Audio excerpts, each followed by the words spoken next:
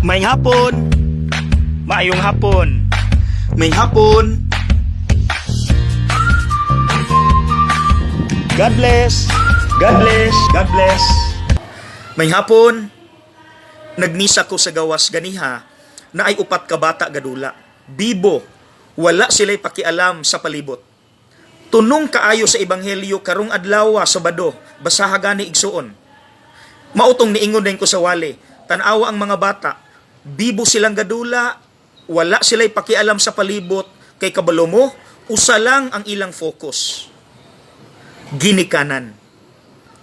Tibuok adlaw magdula na sila. Bahalag magkabulingit, bahalag tulo ng sipon, kay kabalo sila nga naa sila'y ulian, na imulimpyo nila, na ay nagpakao nila ang ilang ginikanan.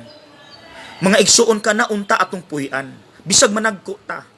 Pero nganong mawala man na inig kadagko nato, tanawa atong mga nawong, stress, gamugot, gasiwil ang simod, masabitan og kaldero, daghantang concerns, unsa may atong mga gikabalakan.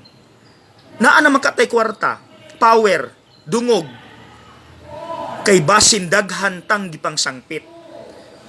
Mga igsuon, ni ay kanta nga haom kaayo, kanta nga gipasikat ni Gary V. The Warrior is a Child. People say that I'm amazing, I'm strong beyond my years, but they don't see inside of me, I'm hiding all the tears. They don't know that I come running home when I fall down.